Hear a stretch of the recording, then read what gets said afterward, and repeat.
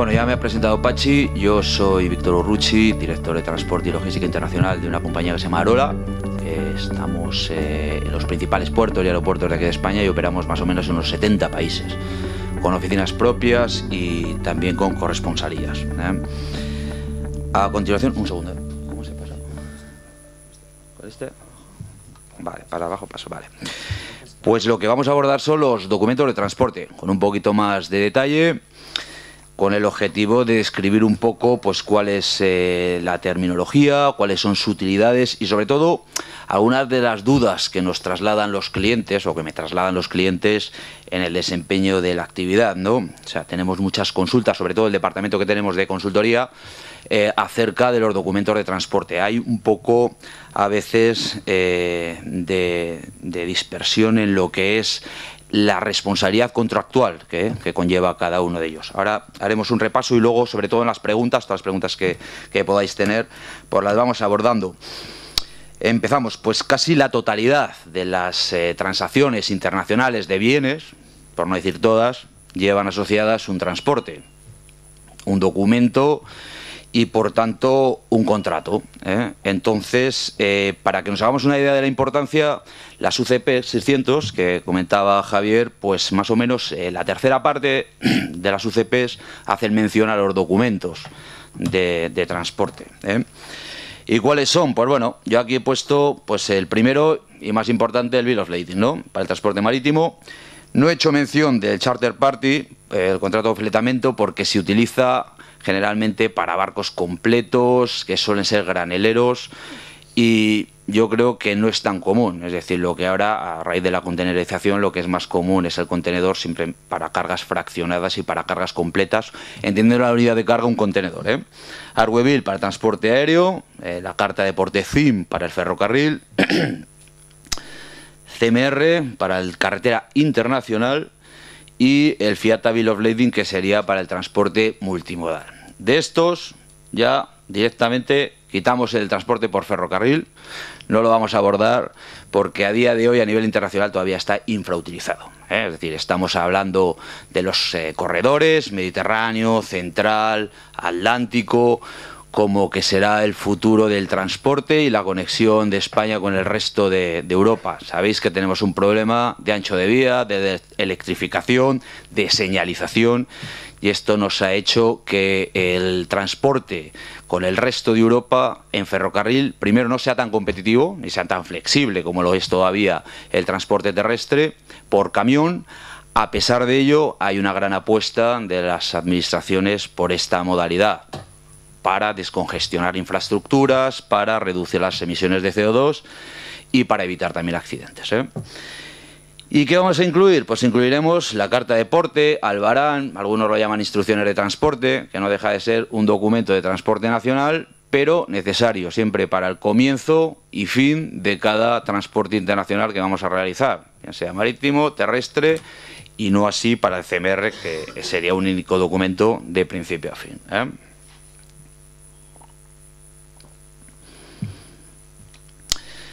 Yo los quería clasificar, entonces tenía diferentes formas de clasificarlos, es decir, podía clasificarlos por modalidad, pues entre transporte, documento ferrocarril, documento marítimo, aéreo.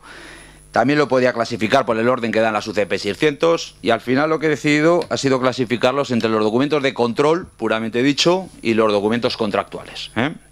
Entonces, en el primero de los casos, el documento de control, ¿cuáles serían? Siempre que hay un transporte terrestre, bien sea nacional o internacional, hay un documento de control.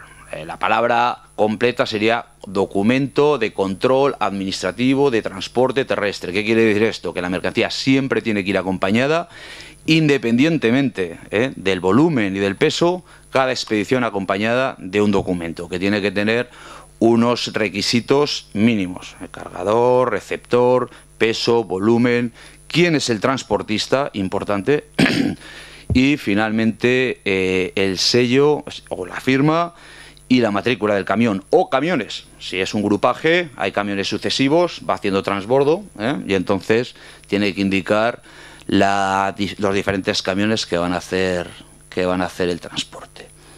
Por otro lado tenemos los contractuales, ¿no? Que sería pues el BL marítimo, el Arweville aéreo y también pueden ser los transportes terrestres, es decir, un CMR, si yo lo indico, o un albarán, si yo pongo el coste del porte, cómo voy a cobrar, quién es el pagador, las condiciones, me sirve también de contrato. No se suele utilizar de esa forma tan avanzada y, sin embargo, se da por válido en el transporte terrestre los contratos verbales. Es decir, yo contrato un transportista terrestre para que me haga un transporte de manera verbal, eso es válido, aunque luego el documento de control siempre tiene que ir acompañando la mercancía, ¿vale? Por tanto, lo diferenciamos en estos dos grupos. Primera casuística que nos encontramos. A mí me vienen a preguntar casi todos los clientes, me dicen, vamos a ver, es que yo tengo una factura en la que vendo en condiciones CIF y luego tengo un BL en el que pone flete prepaid. ¿Quién tiene que pagar los gastos en destino si no se hace cargo el destinatario? Y dices, bueno, pues lo tendrá que pagar el destinatario. Pero ¿y si se desentiende? Pues lo tendrá que pagar el cargador. Tú, joder, pero yo he vendido CIF. Y dices, hombre, has vendido CIF, pero son contratos diferentes. Es decir, uno es el contrato compraventa que yo establezco con mi comprador, como vendedor, comprador-vendedor. Para eso está regulado, suele estar regulado en la gran mayoría de los casos con los Incoterms.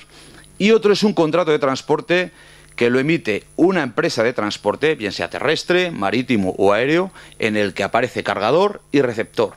Y los dos son subsidiarios de liquidar todos los gastos que conlleve el transporte si uno de ellos no lo hiciese.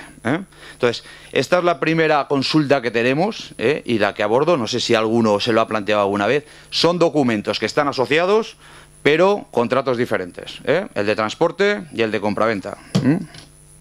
A ver. Documentos de control. Carretera. Bueno, pues aquí por un lado tenemos nacional e internacional. Documento nacional sería, pues lo que decía, albarán, carta de porte, tiene diferentes nombres, instrucciones de entrega. Y a la exportación, nosotros como cargadores, si somos exportadores, pues lo primero que hacemos es entregar ese albarán o rellenar ese albarán y entregárselo al transportista. Consulta que me hacen hace no mucho tiempo en Bilbao y me dice un señor, bueno, yo es que vendo Words y luego me olvido. Bueno, pues te olvidas, sí, pero no te tienes que olvidar, porque en ese albarán que le estás entregando al transportista apareces tú como cargador y eres responsable de que esos datos que le has facilitado y que se han impreso en un albarán sean correctos, y si no lo son, también será sancionado. Con lo cual, esto de vendo Words y me olvido de todo, tampoco es así.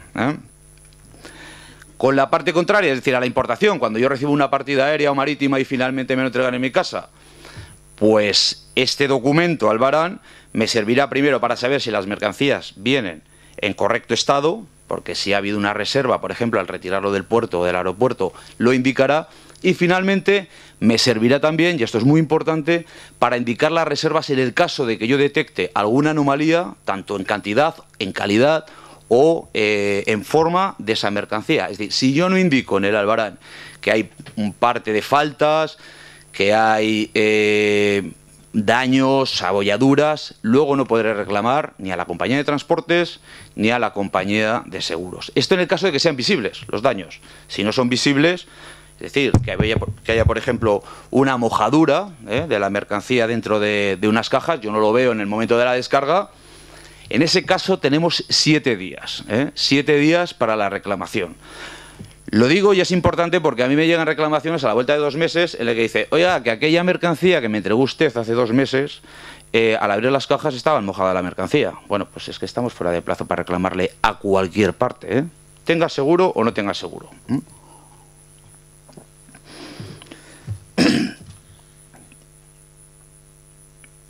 Otro tema, retrasos. Leo textualmente, tanto en el convenio CMR como en la ley de transporte, como en la ley de contratación de transporte terrestre, leo, la duración efectiva del transporte se entiende por retraso. Lo digo porque siempre también aquí hay conflictos a la hora de analizar cuándo se trata de retraso o cuándo no se trata de retraso. Entonces la ley dice, retraso, la duración efectiva del transporte, cuando la duración efectiva del transporte sobrepase el tiempo necesario que es razonable otorgar. O sea, no dice nada. Con lo cual, cuando hay retraso, pues cada uno lo tiene que valorar. ¿Y cuándo yo le puedo hacer una reclamación al transportista porque yo considero que hay un retraso? Pues será un criterio puramente subjetivo, puramente subjetivo. Entonces, pocas veces esto acaba siendo un punto de conflicto que acabe en los tribunales, a no ser que el retraso haya causado unos daños comerciales importantes a la compañía. Pero la ley es tan ambigua como que no dice absolutamente nada. Lo digo porque esto suele ser también motivo de discusión entre si llega tarde el camión o el barco o si no llega tarde. Pues esto es lo que dice la ley. ¿El otro grupo de documentos? Pues bueno, son los contractuales, son todos aquellos documentos que me sirven como contrato de transporte. Y el primero y más importante pues será el Bill of Lading, que todos yo creo que ya conocemos y que tiene unas particularidades con el resto de documentos. Este documento, aparte de ser contrato de transporte, pues sirve también de acuse de recibo, comprobante del estado de la mercancía, porque si hay alguna reserva a bordo del barco, el capitán o la naviera lo indicará en el Bill of Lading. Y por último, como decía Javier, es un título valor. Esto lo hace un documento único. ¿Qué quiere decir título valor? Que es un título como si fuese un cheque, exactamente igual. Bueno, Javier, que trabaja en un banco, puede decirlo mejor, pero se transfiere a través del endoso la posesión de los derechos sobre la mercancía. Esto lo hace muy particular y también muy problemático. Y lo explico. Bueno, pues históricamente, cuando los barcos tardaban, y bueno, siguen tardando, 30, 40, 50 días, cuando la mercancía iba navegando, pues iba vendiendo a su vez, ¿no? Es decir, yo compraba, por ejemplo, todavía se sigue haciendo, en China, cargaba la mercancía y cuando estaba al 10º día navegando la mercancía, pues se lo vendía a un tercero. Entonces, ¿qué hacían? ¿Y qué se sigue haciendo? O sea, endoso el BL, se lo endosa a ese tercero y le estoy otorgando el derecho a retirar la mercancía cuando llegue frente a la naviera. Esto lo que conlleva es que siempre haya que presentar estos originales. Y aquí viene el problema. Es decir, ¿qué pasa cuando los pierdo? Seguramente alguien ha perdido alguna vez unos originales de una naviera. Entonces la naviera le dice, oiga, pues usted me tiene que poner un aval del doble del valor de la mercancía durante 5 años. Y claro, te llama el cliente y te dice, oye, pero ¿cómo va a ser esto, no? Entonces, al final lo que se acaba haciendo es negociando con la naviera. Es decir, pues la naviera, por supuesto, te pide una carta diciendo que sobre ese BL no vas a solicitar ninguna indemnización futura, ni vas a reclamar la mercancía, etcétera, etcétera, etcétera. Pero ¿qué pretende la naviera con estos avales? Pues lo que pretende es simplemente que ese BL, que es un título valor, no haya sido presentado como garantía, por ejemplo, por el exportador. Y a su vez esa mercancía se le haya entregado ya al destinatario. Es lo que pretende. Por tanto, cuando hay documentos originales, la pérdida siempre es un problema muy gordo, muy importante. Quizás es el documento más problemático en el caso de las pérdidas. Y se pierden unos cuantos, también os lo digo. Es decir, los couriers estos que además como que te aseguran tantos días y no sé qué, bueno, pues pierden bastantes sobres y dentro de los sobres hay Bill of Lading. Por ahí veo que alguien se ríe, o sea que creo que alguien lo ha sufrido ya. ¿Cómo son estos Bill of Lading? Pues bueno, pueden ser al portador, que es como un cheque al portador, es decir, quien lo ostente, que lo posea, pues va con los 3 originales a la naviera y se lo deben de entregar. Yo, la verdad, no he visto ninguno, pero bueno, existen. Son peligrosos, dice Javier. Entonces luego están los nominativos, que están emitidos a nombre de una empresa o de una persona física. Entonces pues te diriges, te identificas delante de la compañía naviera y te hacen entrega de la mercancía. Y luego están a la orden, que estos son los documentos que son transferibles, los derechos de la mercancía se transfieren simplemente con el endoso por la parte trasera. Luego hay una serie de documentos, los que están abajo, que no son título valor y que además traen mucha confusión. Nosotros tenemos muchísimas consultas. Express BL, ¿qué es Express BL? Pues no es ni Express ni es BL, no es ninguna de las dos cosas. Pero seguro que lo hemos utilizado todo y lo seguimos utilizando. Es decir, esto no deja de ser una transmisión de datos entre el agente de la naviera en origen y el agente de la naviera en destino. Con lo cual dice, bueno, el consignado, el shipper de esta mercancía, el cargador, es tal empresa o tal persona física, y el destinatario es esta otra. Bien. Entonces, esto se transfiere vía email. Digo que no es express porque no son muy rápidos, la verdad. Tampoco es BL porque no se le puede otorgar como título o valor a una mera transmisión telemática. Y luego tampoco sería un documento de transporte, porque es que no hay documento físico. Es decir, en realidad no es nada. O sea, no es absolutamente nada. Cuando alguien nos diga Express BL, eso no es nada. Hay otro, Seaway Bill, lo ha comentado Javier. Esto es algo más porque sí que existen unos originales. Entonces es como una orden de transporte, es como si fuese, pues para transporte terrestre, un CMR. No es un título valor, no es negociable, pero al menos, bueno, te dan unos originales en los que tú tienes una copia del contrato. Es algo más. Y finalmente, el telerelease. El telerelease, no sé si lo habéis utilizado. Esto no es otra cosa que en origen se emite el BL original y por ganar tiempo, pues se entrega a la naviera en origen y ésta hace un envío telemático al destinatario, al agente destinatario, para que entreguen la mercancía, pero habiendo recibido los originales la naviera en el punto de origen.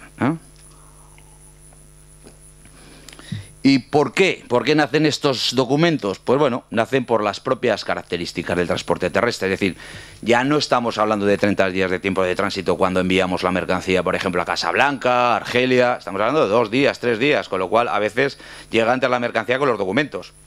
Entonces, se ha ido, bueno, pues ha ido derivando, este documento BL ha ido derivando en otros documentos que el mercado los necesitaba y de hecho los necesita y se utilizan mucho. Es decir, quizás en relaciones contractuales de más confianza, porque si no hay confianza, pues bueno, siempre el BL original, sujetar algún tipo de medio de cobro y pago al envío del original, ¿no? Pero en relaciones ya establecidas de confianza entre compañías, pues bueno, ya se están utilizando documentos como el Seaway Bill, ¿no? Y luego, la diferencia también importante entre unos y otros es que cuando es BL se aplica la normativa del IABISBI, es decir, en la que indica unos límites de responsabilidad en caso de daño o pérdida de la mercancía. Y en los que no, es decir, en los 3 de abajo, no se aplicaría esta normativa, no se aplicaría las normas del IABISBI, con lo cual aquí en España se aplica la ley del Código de Comercio, en que no hay límite de responsabilidad. Esta sería la gran principal diferencia entre unos y otros, aparte de lo que hemos dicho de los originales. Y luego un tema que quería aclarar también, que me repito sobre lo que ha dicho Javier, ¿no? Pues es el tema del Clean on Board. El Clean on Board nos da muchísimos problemas, la verdad. Entonces, las cartas de crédito siguen llegando con BL emitido a nombre de tal compañía, issued Clean on Board. Entonces, claro, la compañía marítima, generalmente es una compañía de contenedores, que lo que carga es un contenedor y no sabe lo que va dentro, dice, no, yo no te voy a poner Clean on Board, porque yo no veo la mercancía. Entonces dice, yo te puedo poner ship on board, lo cargado a bordo. Yo ya lo he cargado, te pongo el documento. Pues como decía Javier, yo lo repito, lo digo por la importancia. Las UCP 600 dicen que si no se indica lo contrario, el BL que no indica ningún dato de que la mercancía no esté en buen estado, se considera un BL limpio, con lo cual ya es un Clean on Board en sí. Sí.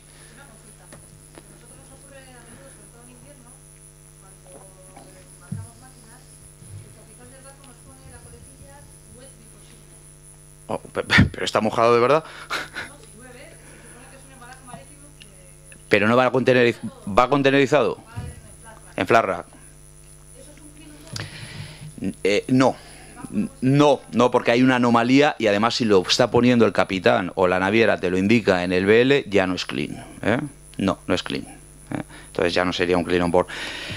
Entonces, aquí tenemos muchísimas preguntas. Yo creo que lo ha aclarado bien Javier, pero cantidad de créditos documentarios de otros bancos en los que nos están pidiendo el Clean on Board. Y entonces, si no le pones el Clean on Board, te rechazan el BL, te dicen que no es válido para la carta de crédito Y la naviera se niega en rotundo. Dice, yo te puedo decir que se ha embarcado el contenedor, pero las condiciones de la mercancía dentro del contenedor no te puedo decir.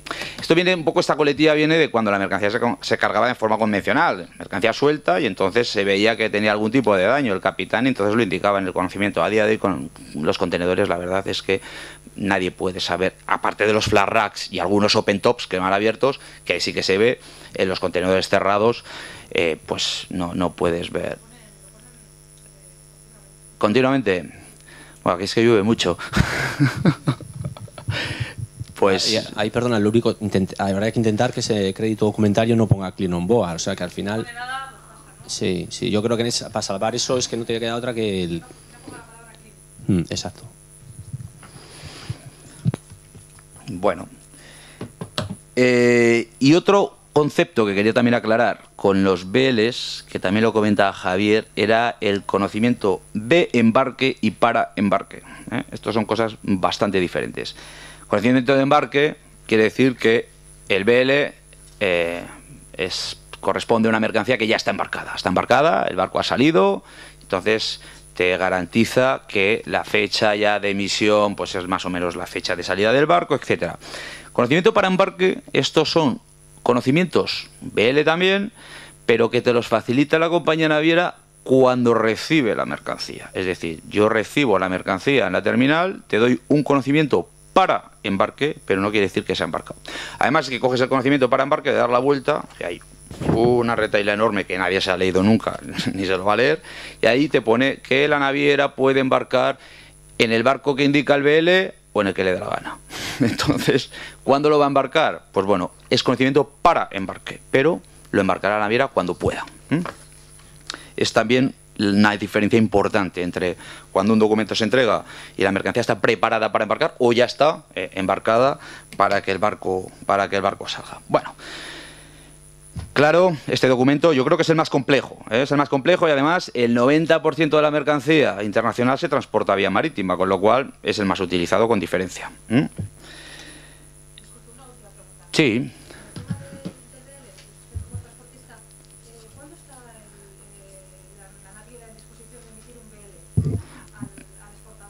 Vale.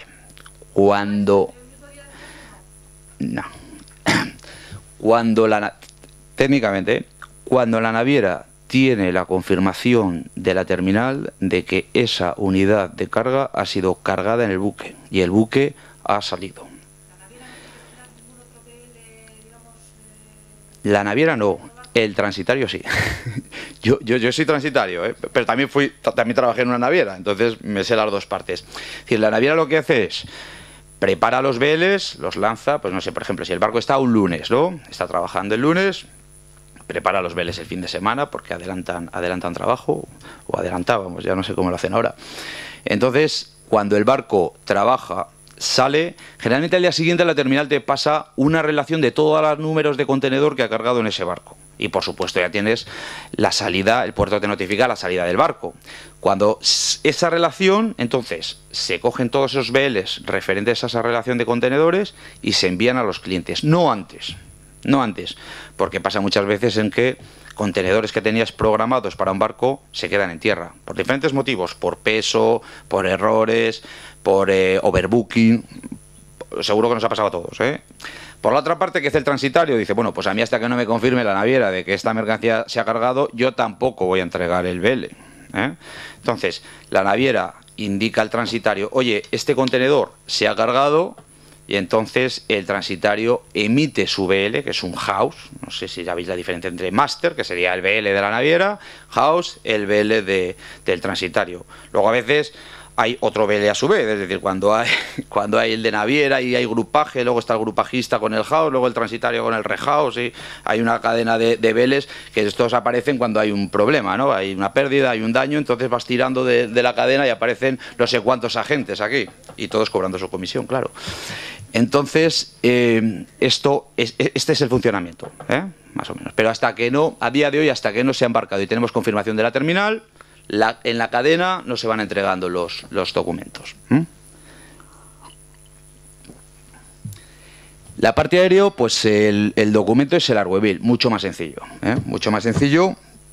es acuse de recibo, porque se te entrega cuando entregas la mercancía dentro de la terminal del aeropuerto, no a bordo del avión, y también sirve como un contrato de transporte. Además, particularidades que tiene, pues bueno, esto solo lo puede emitir o la compañía aérea o un agente IATA. Es decir, no puede ser cualquier transitario, no puede ser cualquier operador, sino que tienes que estar certificado por la IATA.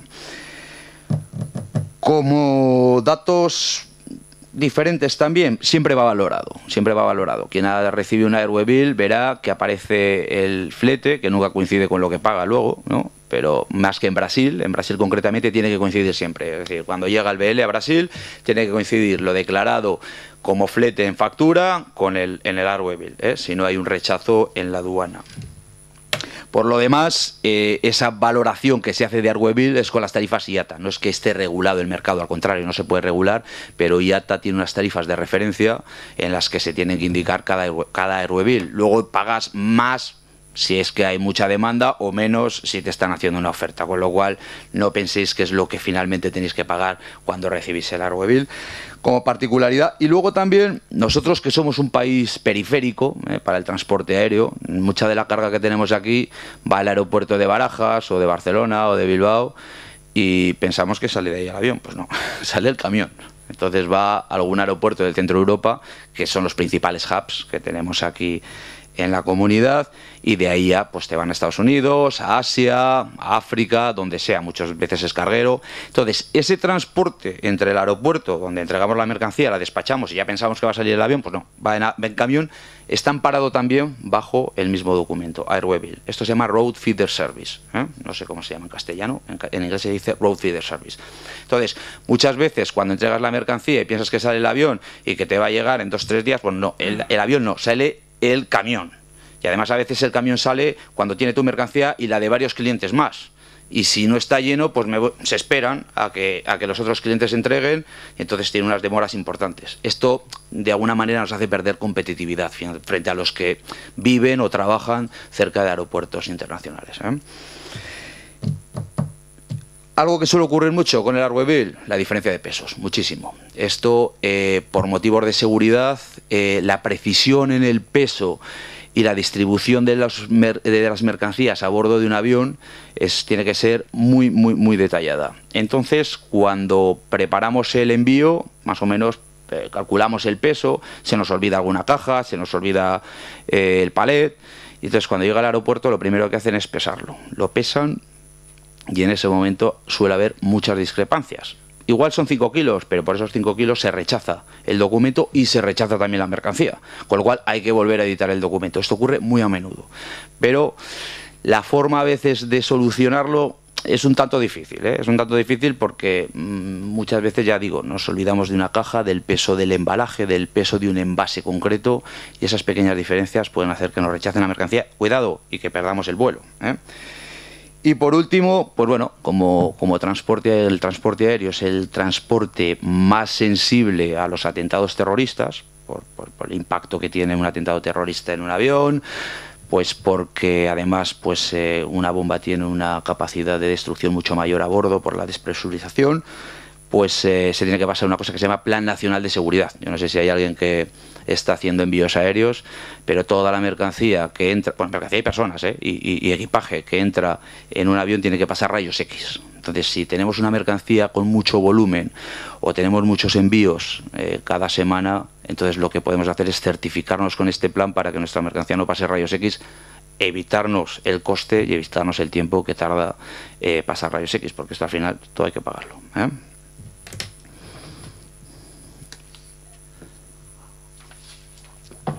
Hasta aquí los modos. Bueno, hay una parte de mercancía especial. Yo he puesto mercancías peligrosas como mercancía especial, y son aquellas mercancías que son peligrosas o para los medios, o para las personas, o para el medio ambiente. Este tipo de mercancías está prohibido transportarlas si no cumplen con los convenios internacionales. ¿Cuáles son estos convenios? Bueno, yo los he indicado aquí. Yo creo que, bueno, quien está transportando o manipulando este tipo de mercancía ya los conoce, pero ADR sería para el transporte terrestre, RIT para el ferrocarril, IMDG para el marítimo y OACI, a través de la IATA, para el transporte aéreo. ¿Qué tiene de particular estos documentos? Pues bueno, pues que además de tener que emitir los documentos de transporte indicando el tipo de mercancía, la peligrosidad, el grupo de embalaje, etcétera, el número de ONU, pues también tenemos que emitir unos documentos adicionales, que son pues la ficha de seguridad, por un lado, que es una ficha en la que indica las medidas que se tienen que tomar en el caso de accidente, y por otro lado la declaración de mercancías peligrosas. Y esto suele tener también mucha complejidad, porque no se sabe quién lo tiene que firmar, quién lo tiene que enviar, y sin embargo hay una gran responsabilidad si alguien emite de forma errónea esta ficha, porque puede causar un accidente, especialmente además en el transporte aéreo. Por último, el documento de mercancías en transporte combinado, el Fiat Bill of Lading, que también lo ha indicado Javier, y bueno, es otro documento que haría las funciones de un BL, pero incluyendo también el transporte en otras modalidades, generalmente transporte terrestre, que es el que mejor combina con el transporte marítimo. Cubre varios modos de transporte, lo emite el transitario y, sin embargo, no está regulado por ningún convenio. Es decir, sí que hay un convenio de la UNTAC y de la Cámara de Comercio Internacional, pero no está ratificado por el suficiente número de países, con lo cual cubre el transporte, pero en el caso de que haya un daño, un siniestro, esto tendríamos que ir a la modalidad concreta donde se determine que ha ocurrido. Es decir, si yo tengo este documento y me cubre una parte terrestre y una parte marítima y hay un daño, pues tendríamos que mirar si ha sido en el terrestre o en el marítimo para analizar cuál es la indemnización a percibir. Y comentando, bueno, pues hablando de indemnizaciones, veis que no paro de decir, bueno, pues el máximo a indemnizar, los daños que puedan causar, las faltas, y podemos pensar, bueno, pues tampoco pasa tan a menudo, ¿no? Pues bueno, sí pasa y mucho. De tal manera que yo he intentado buscar un dato objetivo, ¿no? Porque al final si lo digo yo, pues bueno, me podéis creer o no, pero entonces he cogido Accenture, que sacó un informe, sacó en el 2012, está un poco obsoleto, un informe en el que decía que casi el 10% del valor de las compañías internacionales se perdía por daños causados en el transporte o interrupciones en la cadena logística internacional. Es decir, casi un 10%, es mucho, es mucho. Entonces, ellos en el informe indicaban cuáles eran en el 2012, yo no tengo el 2013, indicaban cuáles eran los principales motivos de alteraciones de la cadena de suministro. Y el primero que indicaban era desastres naturales, el segundo, el clima, bueno, pues condiciones climatológicas, tercero, conflictos políticos, cuarto, terrorismo, etcétera.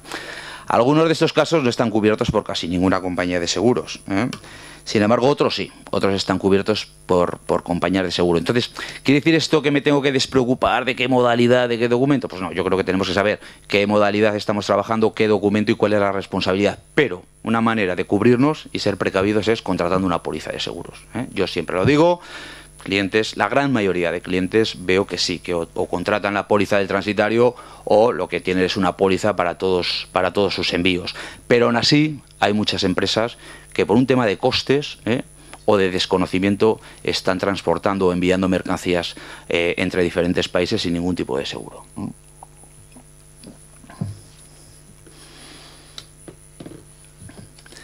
¿Por qué? Bueno, ¿por qué lo suscribimos? Brevemente, pues bueno, un motivo, resarcimiento económico, es decir, para recuperar el valor de la mercancía en el caso de pérdida o daño. No sé si... ¿Ha pasado algo? Hablar de seguros y... Bueno, el segundo caso, responsabilidad del transportista incierta, insolvencia o insuficiente, limitaciones. Esto es decir, nosotros tenemos un caso concretamente, bueno, tuvimos un caso, un camión completo de cobre, de exportación, un contenedor que se va a recoger a casa del cliente, se envía al puerto, entonces finalmente el transportista no entra en el puerto porque dice que ya estaba cerrado y se lo lleva a su casa. Entonces debajo de casa aparca el camión con el contenedor y un contenedor, o sea, con el contenedor, perdón, el camión contenedor, y un valor de mercancía llevaba de unos 200 y pico mil euros. Además era esa época en la que había tanto robo de cobre. Entonces se va a su casa y al día siguiente, pero el camión ya no estaba. No estaba el camión, por supuesto no estaba el cobre. Y bueno, pues ¿qué pasa aquí? Entonces, bueno, pues van a hacer la denuncia, va el cliente, y entonces, bueno, aparentemente, en principio, el transportista estaba implicado, no implicadísimo en el robo. Aparece a los 3 días el camión, el contenedor, pero no aparece el cobre. El cobre ya debía de estar por Ucrania. Y entonces, ¿qué pasa? Pues bueno, al final, se va a juicio, se determina al juez que efectivamente el transportista estaba involucrado y que tenía que indemnizar 200 y pico mil euros a la empresa exportadora. Por supuesto, no cobró absolutamente nada. Es decir, el transportista era un hombre que lo único que tenía era un camión, bastante viejo además, y que era totalmente insolvente. Entonces, ¿cómo cubrimos estos posibles robos o incidencias, ¿no? Pues esto sería una forma a través del seguro, y esto ya os digo, además, especialmente con aquellas mercancías sensibles de robo, ¿no? Y por último, pues casos de fuerza mayor, es decir, nunca las compañías de transporte nos van a cubrir estos casos de fuerza mayor, entonces sí que nos lo va a cubrir una compañía de seguros, ¿eh?